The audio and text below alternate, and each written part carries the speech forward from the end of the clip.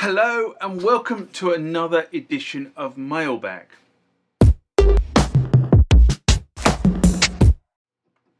What is Mailbag? Well, Mailbag is a feature of the channel where you guys leave lots of comments on the channel and I attempt to answer those comments, or if I can't answer those comments, I throw it out to you guys who have more knowledge on some of this stuff than I do. So let's get into the first mailbag of this session. Remember, like, comment, subscribe to the channel. Go over to Instagram and follow me there. Go over to Facebook, follow me there. That's where the normal notices are. And consider becoming a Patreon.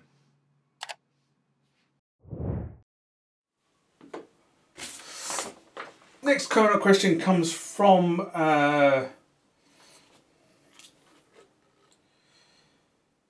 Curious Such a Crocodile, and this was in response to Yamaha CX5M. What does the YRM-104 FM Music Macro do? A video I did in July 2023.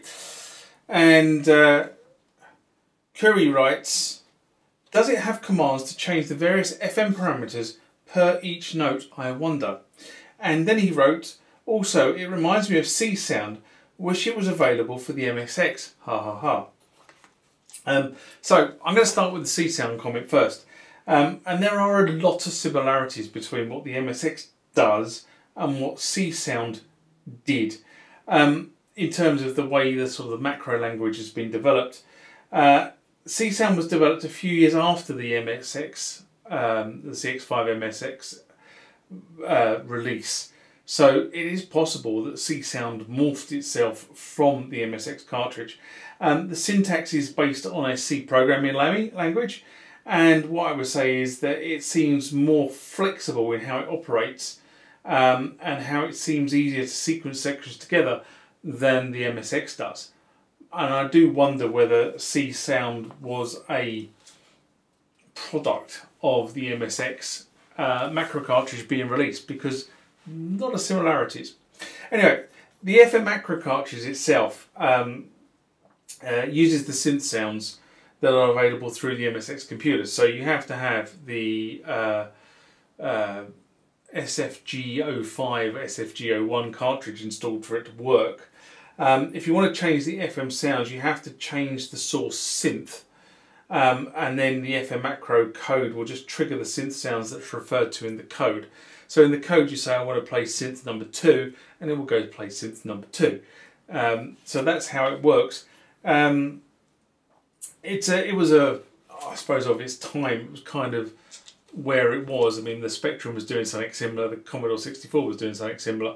And of course the MSX was written for music, so of course it was doing something very similar as well. Next comment question comes from Chris Hewson, and this is a comment or a question that was asked through the website. Remember the website, www.themusictechguyuk.com. Chris writes, hello mate, love the video on the Korg T1, just bought a T3 and I cannot for the life of me get any audio from the analog outputs. I've tried the pan pot assign on the edit combo page, but alas, nothing. What am I doing wrong? Much appreciated your feedback.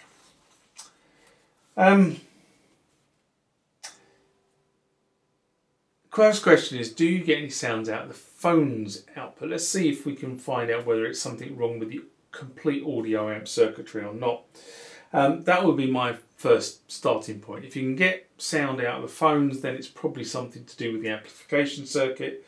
So you're then looking for something in that area. What I was basically going to is, unless somebody has turned all the audio down on every patch, I expect you to get some audio. Second thing is, have you tried a factory reset?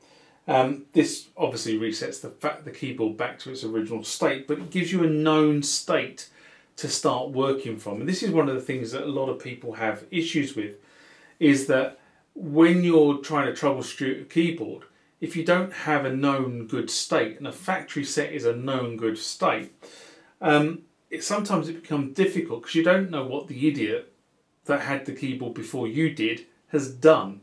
And I've gone through several instances. I always think back to an instance with the DX7 where I spent ages trying to work out why it wouldn't do something, and I couldn't work it out. In the end, I did a factory restore, and all of a sudden everything worked. So something had been changed that I just could not pick up on, but it took me days to try and work that one out.